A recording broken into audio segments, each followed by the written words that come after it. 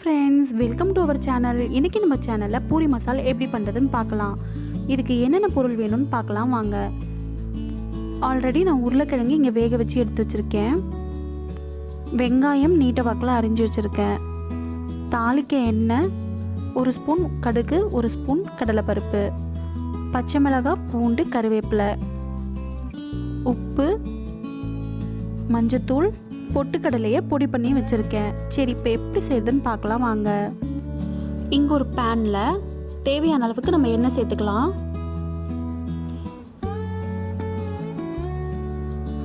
எண்ணெய் சூடானதுக்கப்புறம் கடுகு சேர்த்துடலாம்.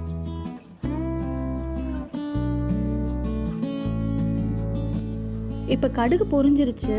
நம்ம கடலைப்பருப்பை சேர்த்துடலாம். கடலைப்பருப்பை கருகிடாமல் வறுத்துக்கோங்க. அப்போ தான் டேஸ்ட்டு நல்லாயிருக்கும், இல்லைன்னா நமக்கு கசக்கும். இப்போ வெங்காயத்தை சேர்த்துடலாம். நான் 2 பெரிய வெங்காயத்தை கட் பண்ணி வச்சுருக்கேன்.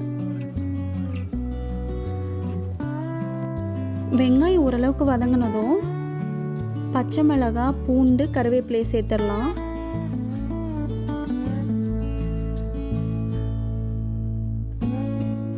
இப்போ இதெல்லாம் வதங்குறதுக்கு தேவையான அளவுக்கு உப்பு சேர்த்துக்கலாம்.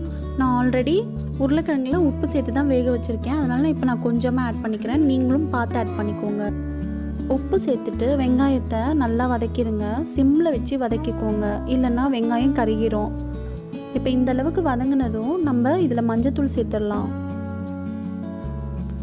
இதில் கலர் மஞ்சத்தூள் தாங்க, வேறு எதுவுமே இல்லை. நீங்கள் மஞ்சத்தூள் கொஞ்சம் நிறையவே சேர்த்துக்கோங்க. நமக்கு இப்போ ஹோட்டலில் கிடைக்கிற மாதிரி மசால் கிடைக்கும். இப்போ மஞ்சத்தூளோட பச்சை வாசனை போனதுக்கப்புறம் நான் இதில் வேக வச்ச உருளைக்கிழங்கை சேர்க்குறேன். நான் உருளைக்கிழங்கை லைட்டாக தான் உடச்சி போடுறேன். ஏன்னா இது பூரியோடு சேர்த்து சாப்பிடும்போது செம்ம டேஸ்ட்டாக இருக்கும். ரொம்ப மசிச்சிட்டா நமக்கு மாவு மாதிரி ஆயிரும். அதனால் நான் இந்த மாதிரி உடச்சி போடுறேன். உங்களுக்கு எப்படி பிடிக்குமோ நீங்கள் அந்த மாதிரி ஆட் பண்ணிக்கோங்க.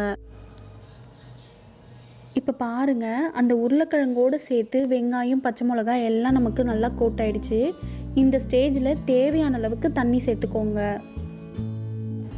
தண்ணி சேர்த்துட்டு நீங்கள் உப்பு கரெக்டாக இருக்கான்னு செக் பண்ணிவிட்டு உப்பு பத்தலைன்னா உப்பு சேர்த்துக்கோங்க.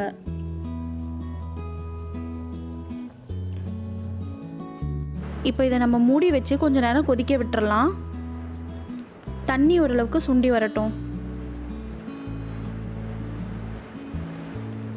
இப்போ பாருங்கள், நம்ம கொஞ்சம் ஊற்றின தண்ணியெலாம் சுண்டிருக்கு.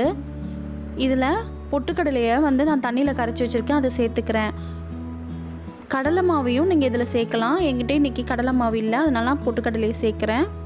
இது ஒரு ஆப்ஷனல் தான். இப்போ இது கொஞ்சம் நேரம் மூடி வச்சிடலாம். இப்போ பாருங்கள் எவ்வளோ கெட்டியாக ரெடி ஆகிடுச்சுன்னுட்டு. இந்த ஸ்டேஜில் கொத்தமல்லி தூவிட்டு இறக்கிடலாம். இந்த ரெசிபி உங்களுக்கு பிடிச்சிருந்தா லைக், ஷேர் அண்ட் கமெண்ட் பண்ணுங்கள். மறக்காமல் நம்ம சேனல் தமிழ் குக்ஸ் வித் கீத்துக்கு சப்ஸ்கிரைப் பண்ணிவிட்டு பக்கத்தில் இருக்கிற பெல் ஐக்கானை கிளிக் பண்ணிக்கோங்க. அப்போ நான் போடுற எல்லா வீடியோஸும் உங்களுக்கு மிஸ் ஆகாமல் நோட்டிஃபிகேஷனில் வரும். தேங்க்ஸ் ஃபார் வாட்சிங்.